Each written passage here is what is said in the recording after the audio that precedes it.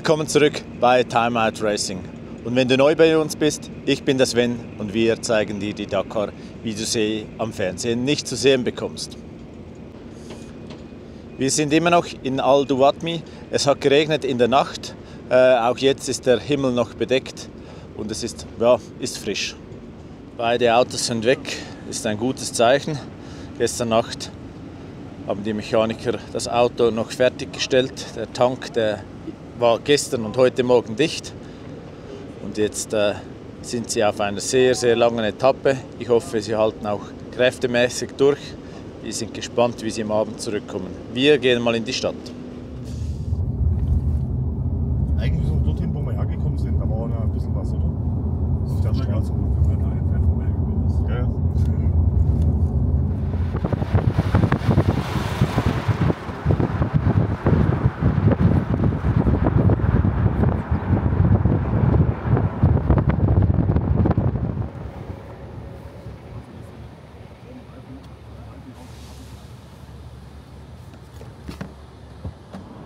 Wir suchen einen Außenspiegel für einen Ford Transit und einen Schlauch für einen Mercedes Sprinter.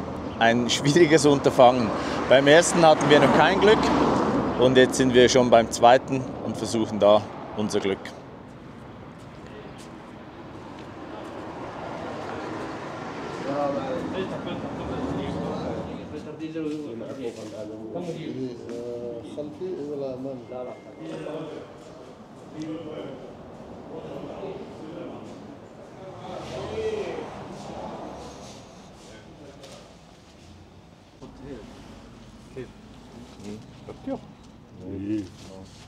This is a special, yes, and rubber tape for. Yeah, where is the problem?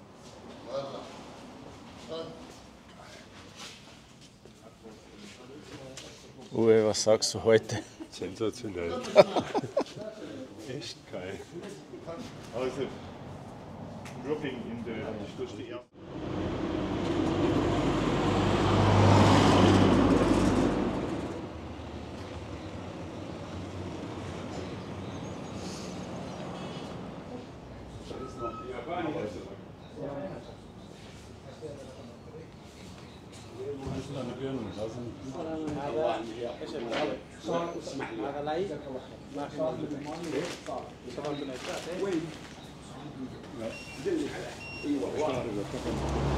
Die Aussichten für einen neuen Schlauch, für einen Sprinter, die sind hier klein, das war uns klar. Aber wir haben gutes Tape gefunden, jetzt wird dann später versucht, der zu reparieren. Jetzt rechts abbiegen. Dann links abbiegen. Jetzt rechts. Ja. Mach das nochmal. Ja. Da vorne, wo der andere Silber ist, dort müssen wir hin. Müssen wir links rein? Ja.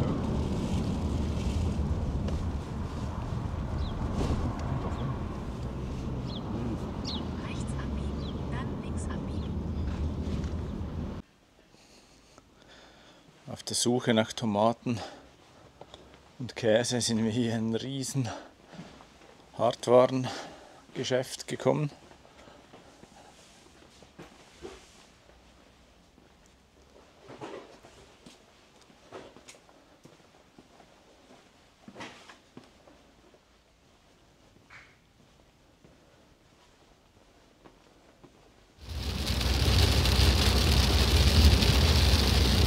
Wie vor 2 Jahren, oder?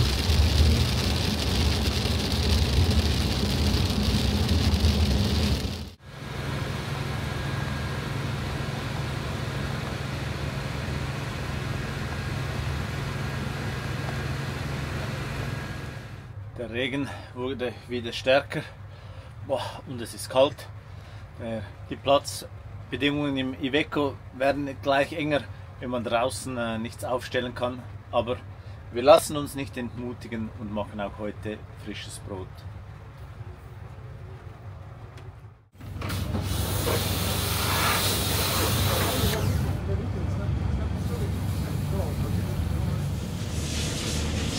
Es regnet hier in Saudi-Arabien, es ist kalt. Tobi, wie war der Tag für dich? Ja, stimmt. Also es war echt kalt. Also es hat angefangen bei der Verbindungsetappe schon zu regnen, wo waschelnass, aber wo jeder, glaube ich. Es ist dann eigentlich relativ gut gegangen zum Fahren, es hat dann Regen aufgehört, die Sonne ist gekommen. Habe mich eigentlich relativ wohl gefühlt und das Ganze eigentlich gut gemacht, muss ich sagen. Bei Kilometer 110 habe ich dann gemeint, ich muss jetzt eine Bodenprobe nehmen in die Dünen, war nicht so fein, muss ich sagen, aber ja, habe mich nicht verletzt und gar nichts zum Glück, war schon gescheit schnell am Weg. Motorrad war eigentlich nur der Lenker verbogen, aber nicht wirklich schlimm, ein bisschen halt. Aber ja, nein, alles in allem habe ich eigentlich wirklich einen super Tag gehabt. Ja, bin jetzt Zweiter geworden heute, ja, wegen Zeitrückgabe, keine Ahnung, bla bla bla. Und ja, ich bin zufrieden mit mir selber, habe eine Gaudi gehabt draußen und es sind nur ein paar Tage. Du hast jetzt öfters erwähnt, der Unterschied von deinem Bike und zu einem Factory Bike. Kannst du vielleicht hier die wichtigsten Unterschiede mal noch erwähnen? Genau, ja, also im Grunde genommen ist es halt einfach komplett ein anderes Motorrad. Allein schon vom Durchmesser von der Suspension her, es ist ein anderes Vorwerk drinnen, andere Motor ist drinnen mit 5 bis 6 PS mehr, anderer Rahmen, andere Schwinger, anderer Tank. Bei 160 haben sie ein Limiter drinnen, sprich, dass sie nicht so schnell fahren können. Also eigentlich ist es ein komplett anderes Motorrad. Ja, eigentlich haben Werksmotorräder nichts in der Rallye 2 Kategorie verloren für Amateure, aber ja, it is what it is. Ja, ich sehe so. Ja, genau, das sind eigentlich so die größten Unterschiede. Gut, dann für morgen viel Kraft, viel Energie und weiterhin viel Erfolg. Danke. Der Frank und der Frieder sind auch zurück von der Etappe heute. Wie war es für euch? Wie geht es dem Auto? Hallo Sven, grüße dich erstmal. Ja, uns geht's ganz gut. Heute hatten wir eine relativ kurze Etappe mit nur 450 Kilometer. Das waren 100 Kilometer zur Special Stage. Dann hatten wir ungefähr knapp 250 Kilometer Spezialetappen und den Rest dann wieder zurück, relativ kurz dann auch. Es war relativ flach mit einer riesen Sanddüne in der Mitte, wo wir dann noch einen Dünentest hatten. Aber wir haben heute uns entschieden, weil es zwischendurch auch geregnet hatte und weil sehr, sehr viele Autos dort stecken geblieben sind, um die Sanddüne außen rum zu fahren und konnten dadurch heute die Sanddünenetappe, wie nach Reglement auch abgestimmt ist, dann auch auslassen. Auf der Rücketappe hat man das große Glück, dass unser Navigationssystem und unser Zeitsystem sehr gut funktioniert hatte. Also wir hatten heute, glaube ich, echt einen guten Tag, dass wir erstmal die Navigation und das System gut im Griff hatten und jetzt sind auch Ziel genau mit unserer Zeitvorgabe, glaube ich, mit insgesamt 1,5 Minuten später ins Ziel gekommen, so wie es sein muss. Also wir sind beide sehr happy. Wir sind jetzt auch langsam in das Rennen reingekommen und es hat echt Spaß gemacht und morgen geht es nach Riad. Besten Dank und für morgen viel Erfolg. Dankeschön. Und ja, auch der Peugeot war heute unterwegs. Hat alles gut geklappt. Der Adi und der Ernst sind zufrieden. Achtung, jetzt auch. Jetzt wird wieder offiziell. Ja. Adi, muss ich das erzähl Ding da mal. wieder nehmen? Ja, kannst einfach halten. Also, heute ein Novum für uns, Regen in der Wüste. Also es hat richtig geregnet und naja, jetzt sind wir jetzt im Auto. Das Auto hat in der Früh schon Schwierigkeiten gemacht. Wir haben eigentlich nicht gedacht, dass das Auto heute läuft. Unsere Jungs waren richtig fleißig in der Nacht und haben das Auto in der Nacht zum Laufen gebracht. Und das war richtig eine ganz tolle Überraschung. Wir wären fast nur zu spät zum Vorstart gekommen, sind in der Vorstartreihe wieder zurück ins Biwak, damit wir das restliche Werkzeug alles einpacken können und sind auf der Strecke raus. Und heute ist es uns etwas entgegengekommen, es war relativ weich, also das heißt, es waren nicht so viele Steine, es war weicher zum Fahren, es war zwar wieder viele weiche Flussdurchfahrten, so Wadis und so, aber im Großen und Ganzen ist uns die Strecke heute entgegengekommen und war für uns eigentlich ganz gut. Und viel schnelle Strecken zum Fahren und so und hat alles gepasst. Und ich denke mal, ich habe noch nicht nachgeschaut, aber von der Zeit her denke ich, dass wir relativ gut dabei sind. Ja. Jetzt am Auto, gibt es noch Arbeiten? Ja, wir haben jetzt zum Schluss raus Zündaussetzer, also wir haben so 5 Kilometer vor dem Finish. Hat er dann auf einmal wieder Spucken angefangen und so und haben wir gedacht, mein Gott, nicht, dass uns wieder der Tank kaputt gegangen ist. Der ist ja gestern eben, der ist zerborsten gewesen, den haben wir dann reparieren lassen. Und dann haben wir gedacht, Mensch, nicht, dass wieder Benzin ausläuft und jetzt geht uns noch kurz vorm Ziel das Benzin aus. Aber ins Ziel haben wir es dann noch geschafft, kurz danach in die Tankstelle rein. wir müssen das jetzt mit dem Tank einfach nochmal weiter kontrollieren. Wir haben diverse Zündaussetzer und jetzt müssen wir schauen, ob das jetzt vom Sprit herkommt, ob das jetzt von der Zündung herkommt, wo auch immer das Problem ist.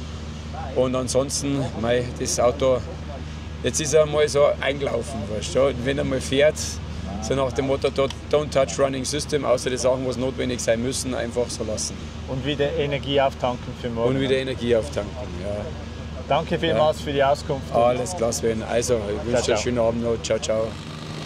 Vielleicht habt ihr es mitbekommen, es gab ja auch bei den schnellen Autos einige Ausfälle. Gestern wieder der Dirk von Zitzewitz, die haben sich entschieden, aufgrund von Rückenproblemen von Dirk aufzuhören, und sowie auch der Toby Price und Sam Sunderland haben aus gesundheitlichen Gründen aufgehört.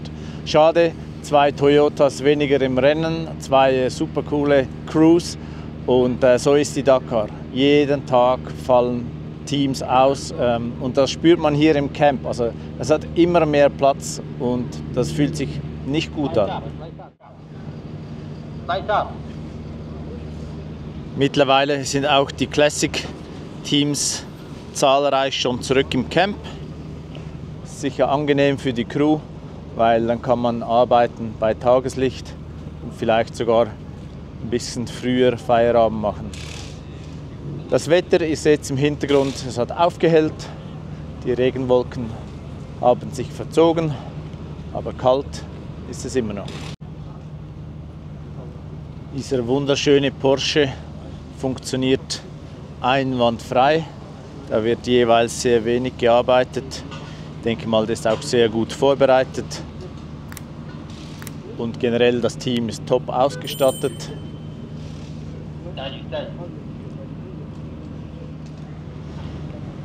Falls ihr hier im Hintergrund die Lautsprecherstimmen gehört habt, das ist die Polizei, die versucht da die Zuschauer ein bisschen vom Zaun wegzuhalten, weil hier hat es viele Zaungäste bei diesem Camp.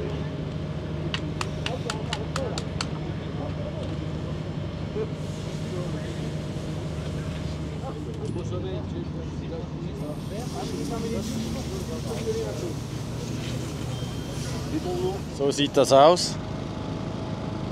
Alle fahren da mit ihren Autos kreuz und quer.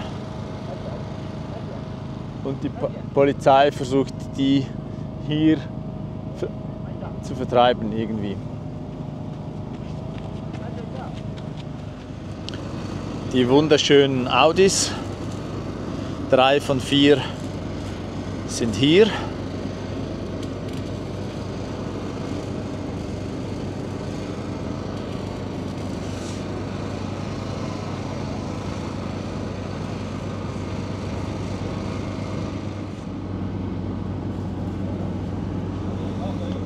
Die Audis sind die einzigen, die in der H4-Kategorie starten.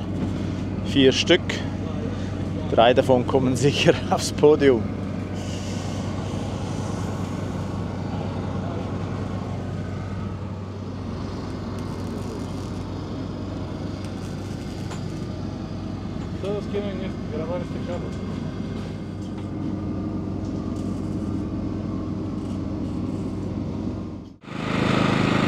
Wenn ich ein typisches Dakar-Geräusch beschreiben müsste, wäre das so ein Stromerzeuger. Überall stehen die Tag und Nacht.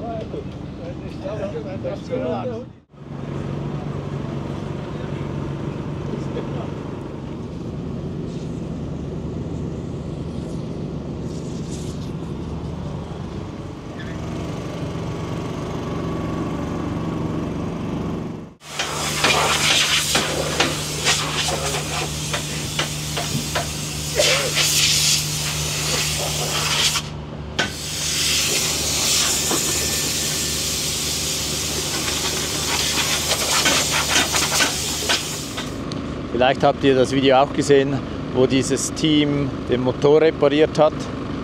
Und ich habe das Gefühl, die sind konstant am Schrauben am Fahrzeug. Die haben gestern sind die nicht gestartet, haben den ganzen Tag gearbeitet. Und ich glaube auch heute waren die nicht am Fahren. Aber sie geben nicht auf.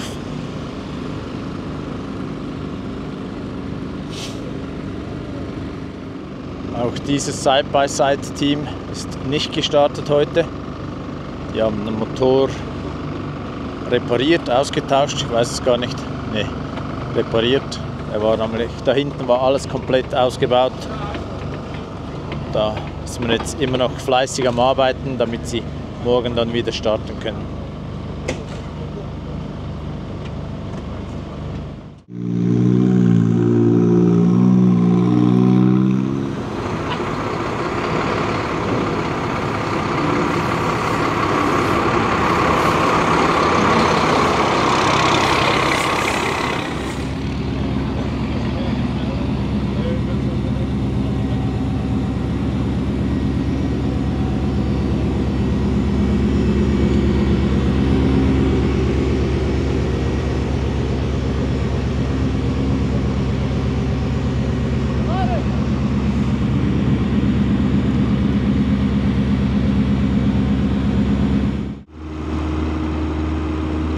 Ebenfalls immer im Camp ist der Service Truck von Reiger. Hier kann man, wenn man Reiger Produkte fährt, die Stoßdämpfer revidieren lassen, reparieren lassen. Die haben da hier eigens einen Truck aufgestellt mit verschiedenen Kabinen, wo man sauber arbeiten kann, ohne Staub, ohne Dreck.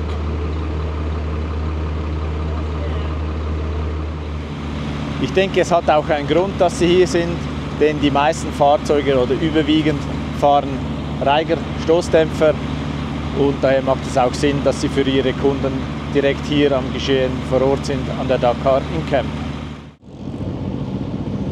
Wie funktioniert das mit dem Tanken hier an der Dakar? Für die Rennfahrzeuge ist der Treibstoff, ob Diesel oder Benzin, inkludiert. Es hat neben dem Camp hier Tankstellen, mobile Tankstellen, wo man tanken kann. Das gilt für Motorräder, Side-by-Sides, Lastwagen, alle Fahrzeuge. Wir als Service können da nicht tanken. Wir müssen ganz normal bei den Tankstellen tanken, das habt ihr ja schon gesehen.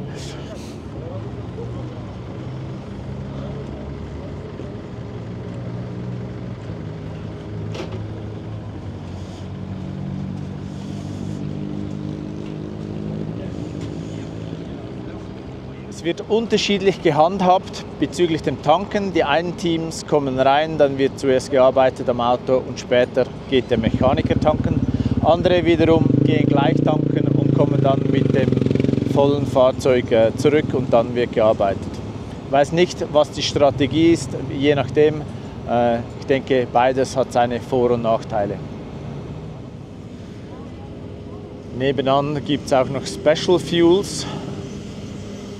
Was das ist, kann ich aber euch nicht sagen. Ich weiß auch nicht, welche Teams hier den Treibstoff beziehen.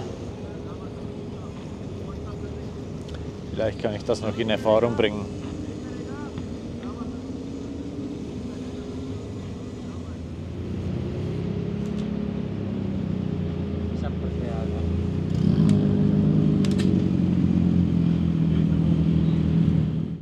Einer der Audis fährt nicht mehr.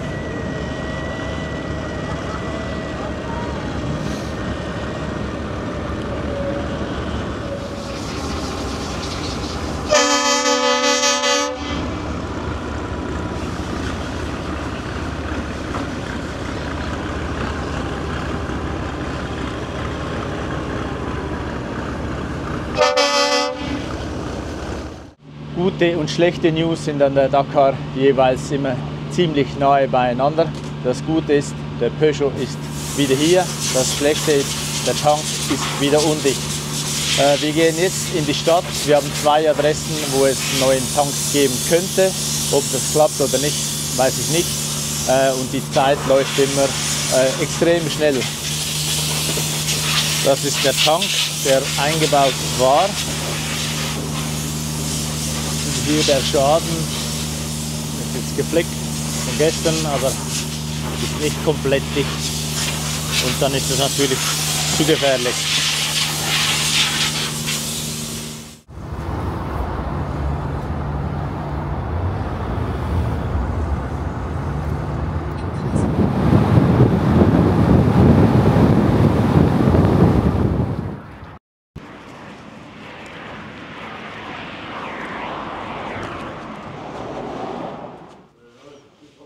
Wir sind wieder in einem Campingladen, aber der ist ein bisschen klein. Tank hat er. Das wieder reinläuft. Das zurückläuft, nicht? Ah so, und das könnte man als Entlüftung nehmen. Da könnte man die Entlüftung draufbauen. Ist das ein Ja, das ist ein Hahn zum Auf und Zu? Wärme. Du tust man könnte das da drauf machen schon. Da hat man schon einen Schlauch. genau zum Benzin. Nee, da brauchst du die Pumpe. Ja? Und die sind ja aus. Warte mal, das dann an die Pumpe. Also, Ja, dass es aber das geht ja nicht rein. Nein, weil es nicht runter geht. Ja, wir müssten. Wir brauchen etwas, wo man es Genau. rauszieht. You have other tanks.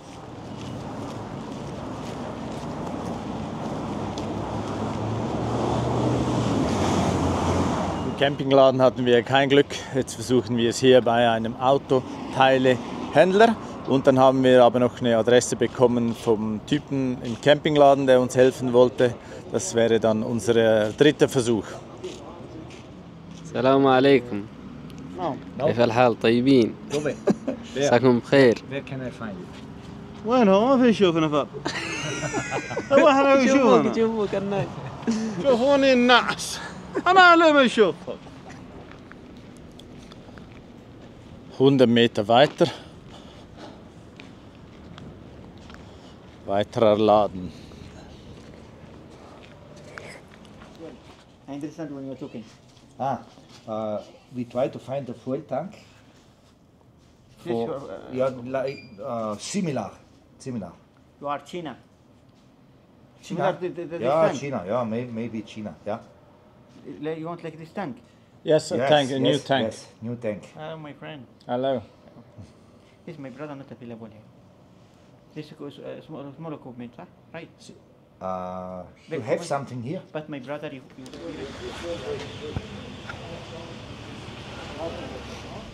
Schauen wir erst bei den was ich gesagt habe. Sag mal, wo lang?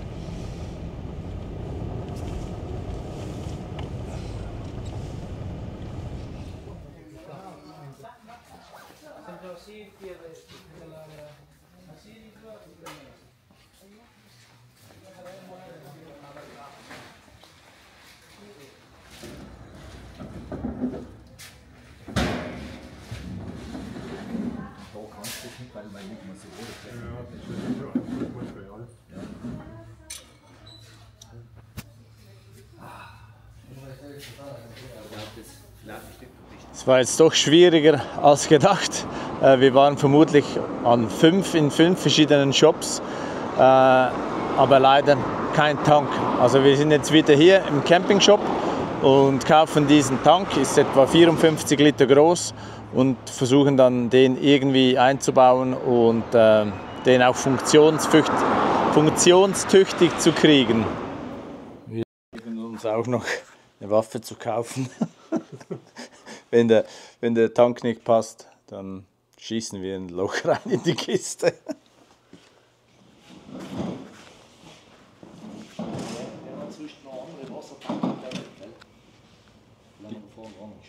Die gleichen wie, genau.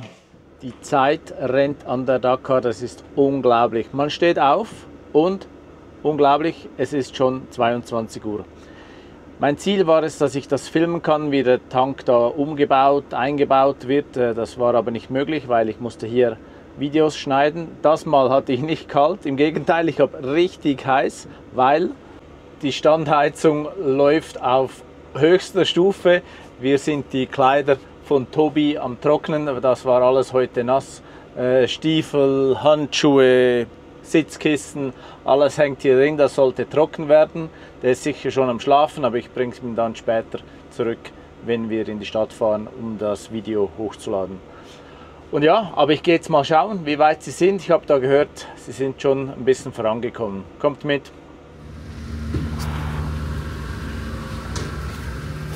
Zufrieden mit dem Konstrukt?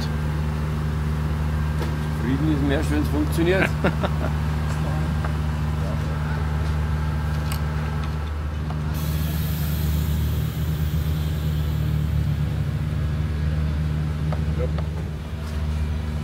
Was sagst du? So längs wie der alte auch, oder was? Nein, so noch längst. Ja, Fahrtrichtung. Die Räder nach vorne. Ich hätte ja hier auch einen Tank. Ja, den nehmen wir eben. Den nehmen wir jetzt. Mit Füllen in Zukunft. Dann müssen wir die wieder mit der großen Zange und so rummachen. Ja.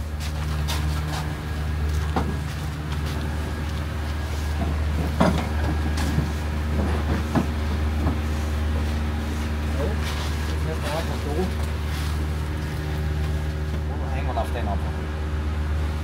Würde auch passen, oder? Siehst du, haben wir hinten da.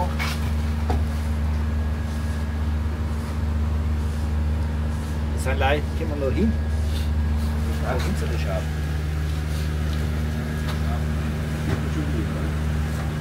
So haben wir sie da.